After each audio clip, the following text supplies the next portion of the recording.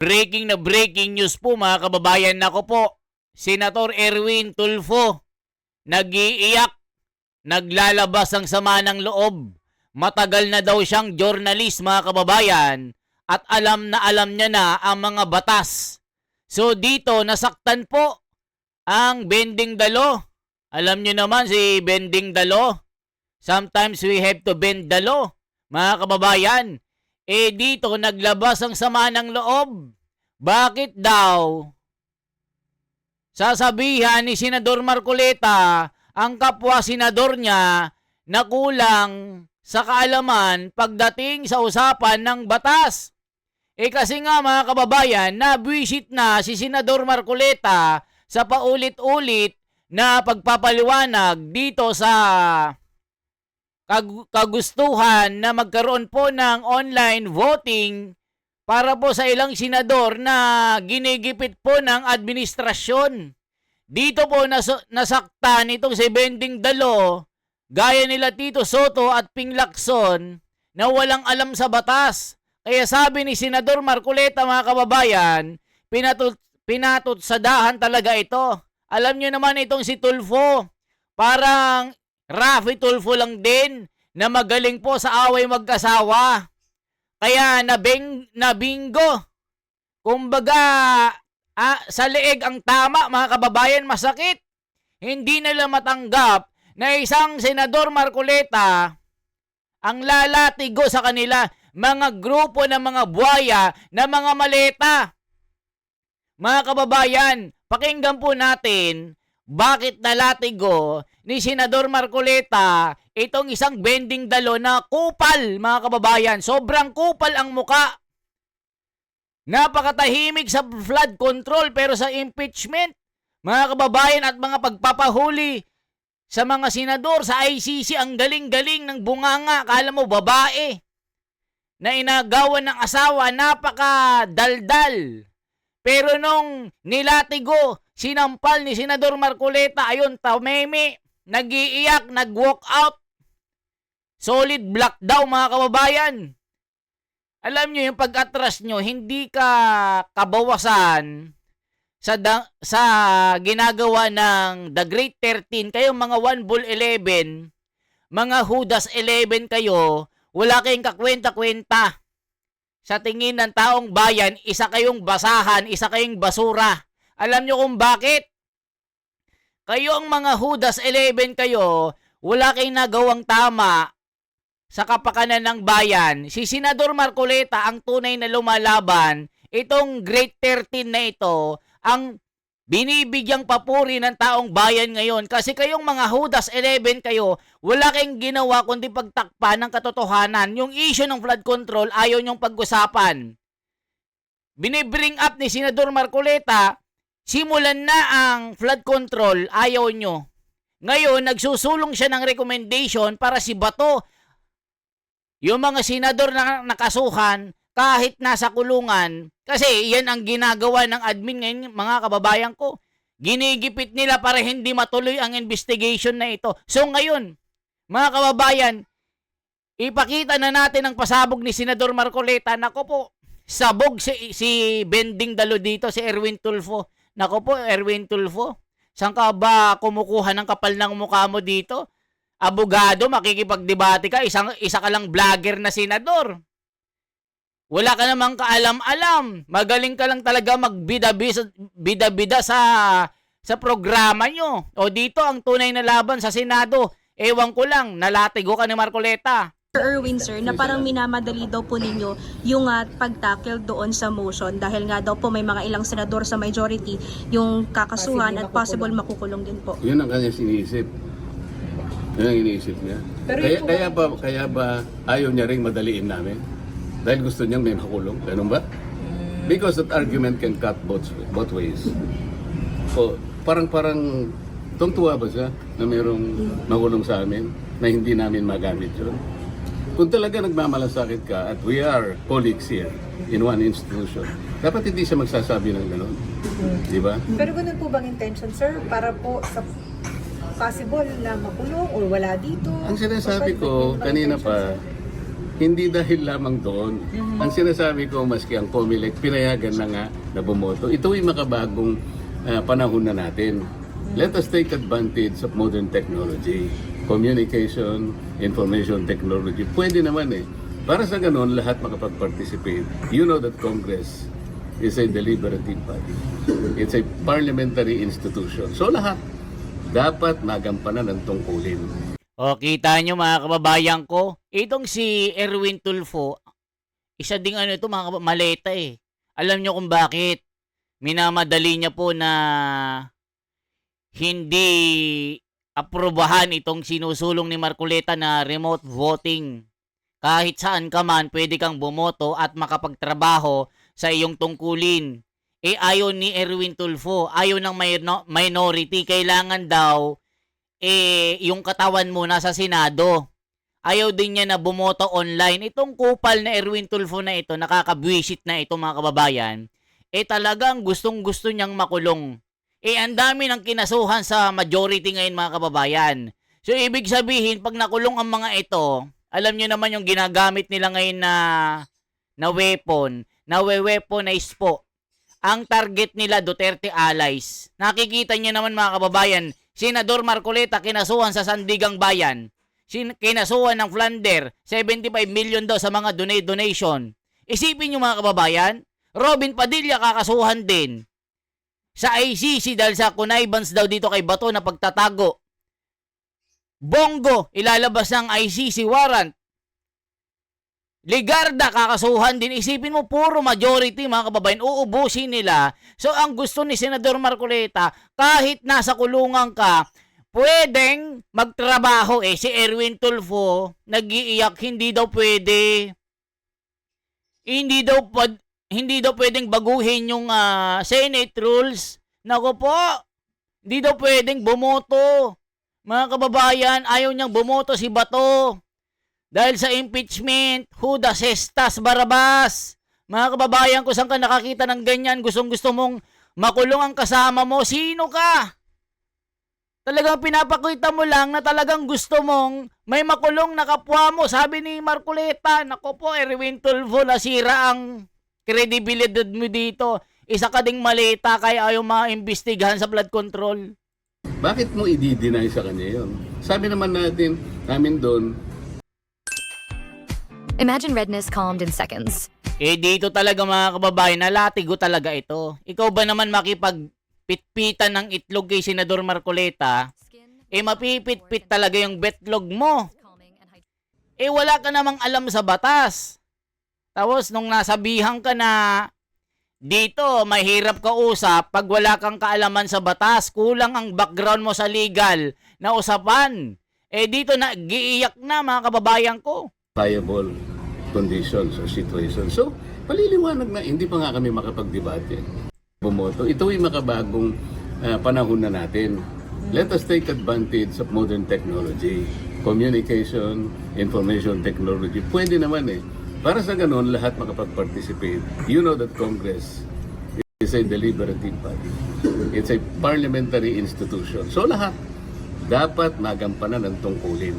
Bakit mo i-deny sa kanya yon? Sabi naman namin doon, under justifiable conditions or situations. So, paliliwanag na, hindi pa nga kami makapag-debate.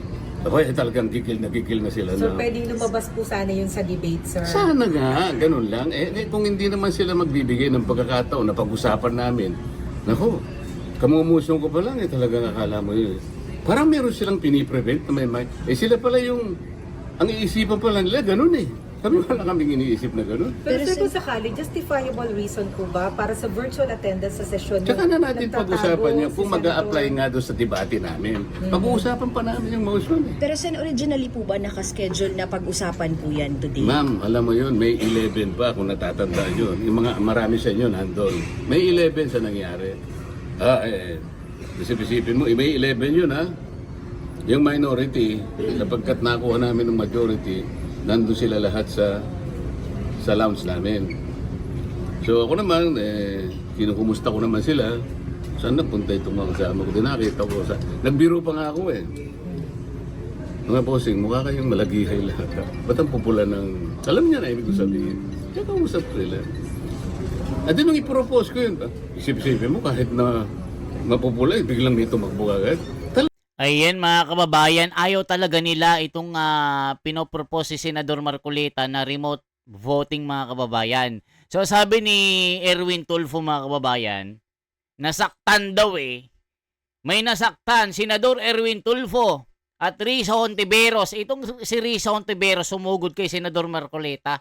Nakikipagdikdikan din, nakikipagsagutan. Bakit daw sinabi ni Senador Marcoleta na mahirap kausap ang tao na may kakulungan kung ang pag-uusapan ay sa batas-batas, nasaktan sila. Dito mga kababayan, na real talk ni Senador Marcoleta itong dalawang ito. Pag ang isang tao kulang sa legal na background, mahirap makaintindi ng batas. Totoo naman mga kababayan bakit? Masakit? Masakit ang katotohanan na mabuljak, malatigo? Ilang miyembro ng minorya umalma sa pahayag ni Senador Marcoleta, mahirap kung wala tayong legal background.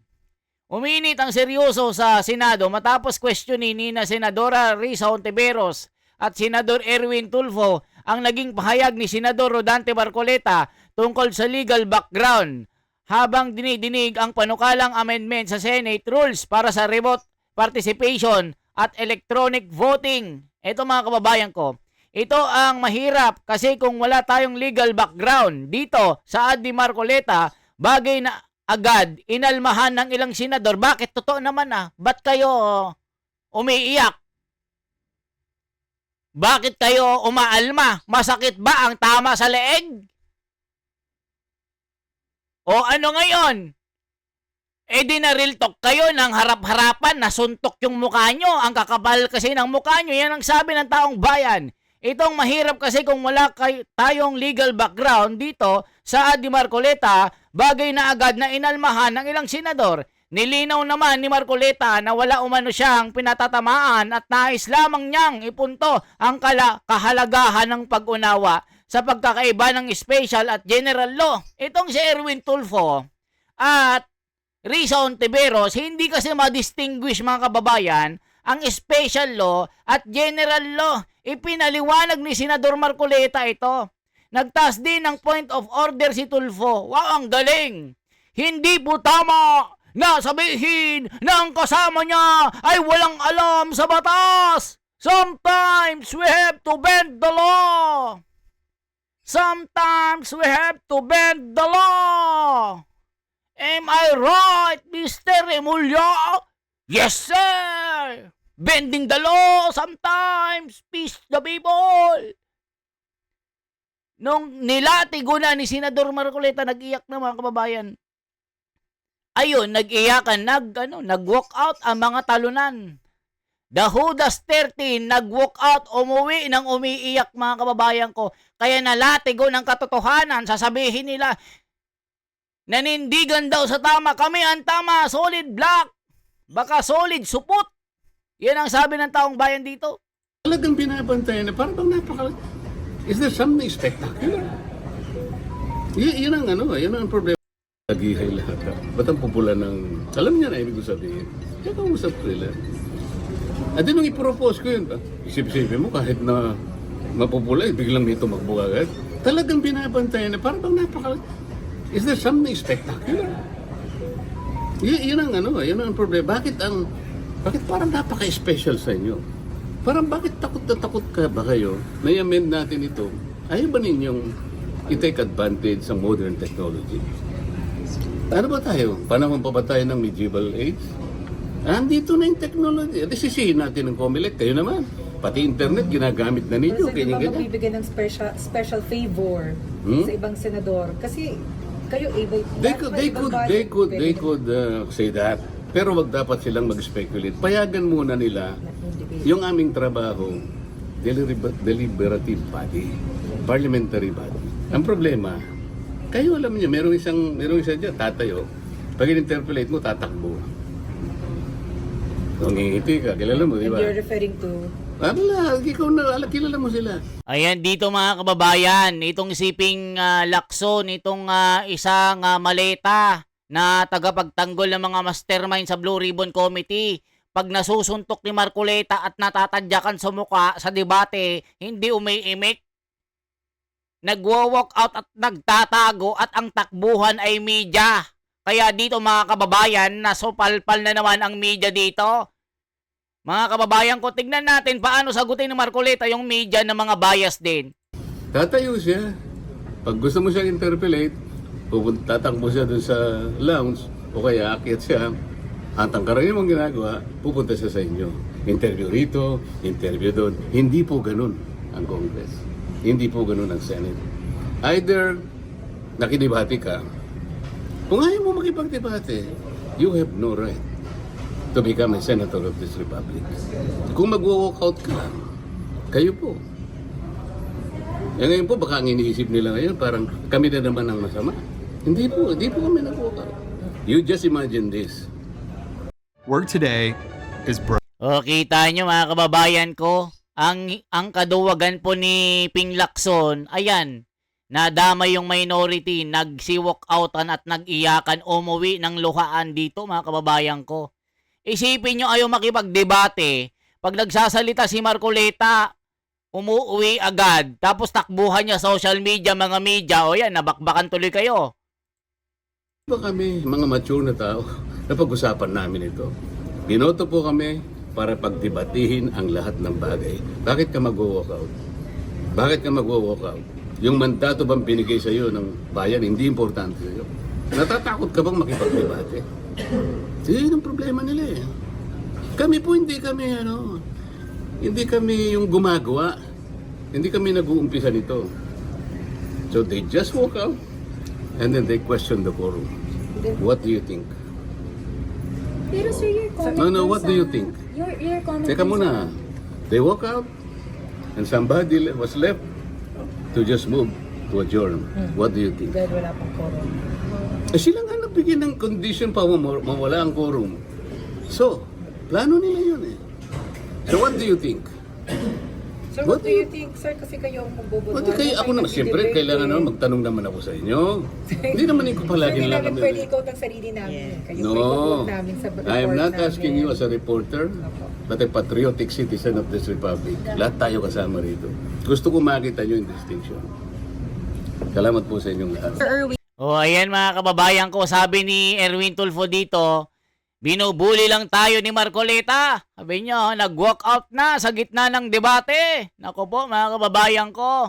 O, sabi nila, pinagmamalaki ng mga minority. Solid block daw. Pinatoob ni Senador Marcoleta, nag-walk out lahat, hindi kinaya ang debate. Mga kababayan ko, solid block. Nagbahagi si Senador Kiko Pangilinan ng larawan. Kasama ang mga kapwa niya miyembro ng minority block. Ipinagmamalaki na solid block daw ang kanilang ginawa na pag-atras. Solid na 11 na duwag. Ayan o, matapos silang mag-walk out sa gitna ng sesyon ng Senado noong Martes, May 26, kalakip ng post ang caption na solid block. Naku po, pinagmamalaki. Solid block daw mga kababayan ko. Solid block daw ito. Pinagmamalaki nila na solid block sila. Yan ba ang solid block? Mga kababayan ko, yan ba ang matatawag na solid block o solid duwag? Ano masasabi nyo? Ito ang solid Marcoleta. Solid 13, hindi umaatras sa debate o laban. O, bigyan ko kayo ng example mga tangilista, bobolista. Digmaan! China versus Philippines. Tapos umatras ka. Nagkakabakbakan, umatras ka. Kayong 13. Ay kayong 11 umatras. Solid ba yon? Mga ugok. Hindi mo masasabi na solid ang grupo nyo. Halimbawa na lang magkaibigan. Si Juan saka si Pedro nakipagbakbakan. Nagkagulpihan dyan sa kanto. Nagkablakayan. Umatras si Pedro. Sasabihin mo, solid Pedro ako? Iniwan mo si Juan na bugbog sarado? Pinagmalaki mo sa kamag-anak? Ipinagmalaki mo sa mga kamag-anak mo na, wow, nabugbog si Juan. Umatras ako. Ako, yung solid Pedro. Iniwan ko si Juan. Ipinagmamalaki mo ang kaduwagan mo. Ganon po. Ganon kayo. Solid. Solid black na Judas 11. Ganyan ang imahe nyo. Ipinagmamalaki nyo ang ginawa nyo na solido kayo sa kaduwagan, sa pag-atras, sa debate. Ayaw nyo makipagdebate. Kulang kasi kayo sa kaalaman. Kulang sa legal na background. Ito ang sinasabi ni Senador Marcoleta na mahirap kausapin ang isang tao na one ball. Ayun, masakit, leeg ang tama. Hindi nyo matanggap ang sinabi ni Senador Marcoleta, kaya nag-iyakan kayo. Ayan ang sinasabi natin. Sir, na parang minamadali daw po ninyo yung pag-tackle doon sa motion dahil nga daw po may mga ilang senador sa majority yung kakasuhan at possible makukulong din po. Yun ang kanya iniisip. Yun ang iniisip niya. Pero Kaya ba ayaw niya ring madaliin namin? Dahil gusto niyang may makulong. Ganun ba? Because that argument can cut both ways. So, parang tungtuwa ba siya na mayroong makulong sa amin na hindi namin magamit yun? Kung talaga nagmamalasakit ka at we are colleagues here in one institution, dapat hindi siya magsasabi ng gano'n. Di ba? Pero ganun po bang intention, sir? Para po sa possible na makulong or wala dito? Ang sinasabi ko kanina pa, hindi dahil lamang doon. Ang sinasabi ko, maski ang COMELEC, pinayagan na nga na bumoto. Ito ay makabagong panahon na natin. Let us take advantage of modern technology. Communication, information technology. Pwede naman eh. Para sa ganun, lahat makapag-participate. You know that Congress is a deliberative body. It's a parliamentary institution. So lahat dapat magampanan ang tungkulin. Bakit mo i-deny sa kanya yun? Sabi naman namin doon, under justifiable conditions or situations. So, paliliwanag na, hindi pa nga kami makapag-debate. Ako talagang gigil na sila. So, na. pwedeng lumabas po sana yun sa debate, sir? Sana nga, ganun lang. Kung hindi naman sila magbibigay ng pagkakataon na pag-usapan namin, naku, kamumusong ko pa lang talagang akala mo yun. Parang meron silang piniprevent na may sila pala yung, ang iisipan pala nila, ganun eh. Kami wala kaming iniisip na ganun. Pero sir, kung sakali, justifiable reason po ba para sa virtual attendance sa session? Tsaka na natin pag-usapan niya kung mag-a-apply nga doon sa debate namin. Pag-uusapan pa namin yung motion eh. Pero sen, originally po ba nakaschedule na pag-usapan po yan today? Ma'am, alam mo yun, May 11 pa kung natatandaan yun. Yung mga marami sa inyo nandun. May 11 sa nangyari. Isip-isipin mo, May 11 yun ha. Yung minority, napagkat nakuha namin ng majority, nandun sila lahat sa lounge namin. So ako naman, kinukumusta ko naman sila. Saan napunta itong mga kasama ko? Nakita ko. Nagbiro pa nga ako eh. Mga bossing, mukha kayong malagihay lahat. Ba't ang pupula ng... Alam niya na ibig ko sabihin. Kaya kausap ko nila. At din nung i-propose ko yun, isip-isipin mo kahit na mapupula, biglang dito magbukagat. Talagang binabantayan na parang bang napaka... Do you know how Ayan ang sinasabi natin mga kababayan. Naku po, itong one bull 11 mga kababayan, hindi talaga matanggap. Ito yung sinasabi nila, yan mga kababayan, yan alay lakad ng talunan version. Ayan nakikita nyo po, nag-alay lakad ang mga talunan version. Hindi kasi kinaya mga kababayan ang debate.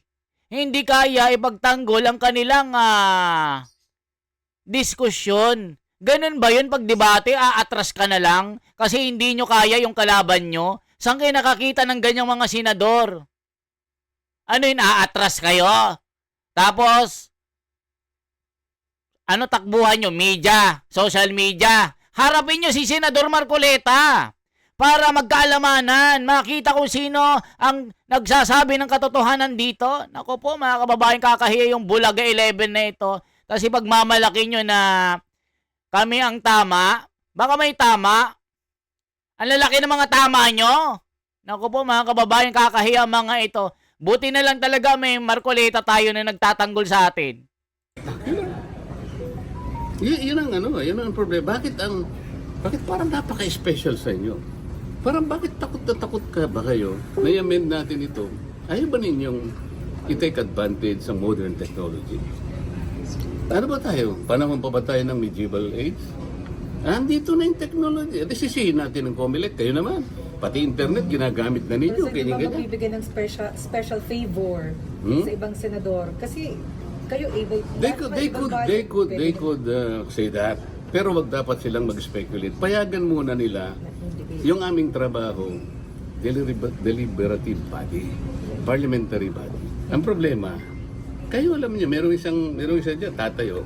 Pag in-interpolate mo, tatakbo. Ngingiti ka, kilala mo, di and ba? you're referring to Wala, ikaw na, kilala mo sila. Tatayo siya. Pag gusto mo siyang interpolate, tatakbo siya dun sa lounge, o kaya akyat siya, at ang karaniwang ginagawa, pupunta siya sa inyo. Interview rito, interview doon. Hindi po ganun ang Congress. Hindi po ganun ang Senate. Either nakidebate ka, kung ayaw mo makipagdebate, you have no right to become a senator of this republic. Kung mag-walk out ka lang, kayo po. Eh ngayon po, baka ang iniisip nila ngayon, parang kami na naman ang masama. Hindi po kami nag-walk out.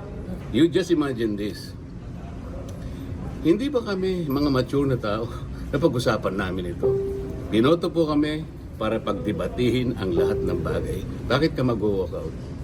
Bakit ka mag-walk out? Yung mandato bang binigay sa iyo ng bayan, hindi importante sa iyo. Natatakot ka bang makipagdebate? Yun ang problema nila eh. Kami po hindi kami yung gumagawa. Hindi kami nag-uumpisa nito. So they just walk out and then they question the quorum. What do you think? Pero sir, your comment No, what dun do sa- you think? Your comment Teka dun muna. They walk out and somebody was left to just move to adjourn. What do you think? dahil wala pang quorum.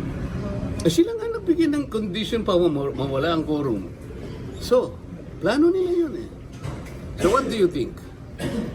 Sir, what do you think, sir? Kasi kayo ang magboboto. Pati kayo, ako naman, siyempre, kailangan naman magtanong naman ako sa inyo. Hindi naman ko palagi Hindi lang namin kami. pwede ikaw ang sarili namin. Kayo No, i-vote namin sa report I am not namin. asking you as a reporter, but a patriotic citizen of this republic. Lahat tayo kasama rito. Gusto ko makita nyo yung distinction. Ayan mga kababayan ko. Erwin Tulfo, Ping Lacson, Risa Ontiveros, kayong mga Judas 11, mga Week 11, Bobo 11, Betlog 11, kung ano pa ang mga gusto nyong katawagan sa inyo. Ayan, wala kayong karapatan maging senado or maging senator kung aatras lamang kayo sa isang debate na kinapapaloban ng pinagtatalunan nyo para pagkasundoan dyan sa Senado. Kayong mga Betlog 11, mag-resign na lang kayo. Nakakahiya kayo, tas sasabihin nyo solid 11. Sabi naman ni Rafi Tulfo, mga kababayan, nakakahiya na daw. O, tignan nyo ha. Merong sinabi si Rafi Tulfo dito. Nakakahiya na daw mga kababayan. Ayan o, mga kababayan no. Tignan nyo ha. O, tignan nyo po ito ha. May papakita ko sa inyo. Pinagmamalaki ng tignan nyo mga kababayan ko. Tignan nyo. Sabi ni Rafi Tulfo, mga kababayan, nakakahiya na po. Anong nakakahiya? Kayong nakakahiya. Senator Rafi Tulfo, magaling ka lang sa away mag-asawa. Sa mga naghihiwalayan na vlogger. Mga nag-aaway na magkakamag-anak, agawan ng lupa.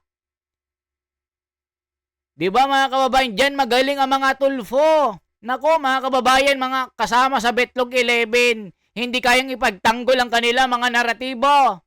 Ngayon, supalpal kayo ni Marcoleta. Mga tangalista, loyalista, ipagtanggol nyo ang mga idol nyong mga duwag. Yan ang sabi ni Marcoleta, wala kayong karapatang maging senador. Ang takbuhan nyo, lagi social media. Hindi nyo kayang humarap sa labanan. Mga duwag. Yan kasi pag mahirap kung wala kang legal background, hindi ka makaintindi. Simple lang, simple math. Di mo maintindihan. Yan ang sinasabi ni Senador Marcoleta. Katotohanan at katwiran, masakit. Tanggapin ang katotohanan. Ligang tama. Ganun yan. Sana matauhan kayo, Erwin Tulfo. Rafi Tulfo, makinig kayo kay Senador Marcoleta, mga bagito pa kayo. may gatas pa kayo sa labi pag debate ang usapan. Huwag kayo makikipagtalo sa abogado. Okay po mga kababayan po. Isang like, isang share po. Transparency for a better democracy. Share nyo po itong video ito para kumalat hanggang buong mundo, hanggang matauhan ng mga Betlog 11. Okay po. Salamat. Ako po si The Wonders Philippines. Salamat sa inyong suporta. Mabuhay po.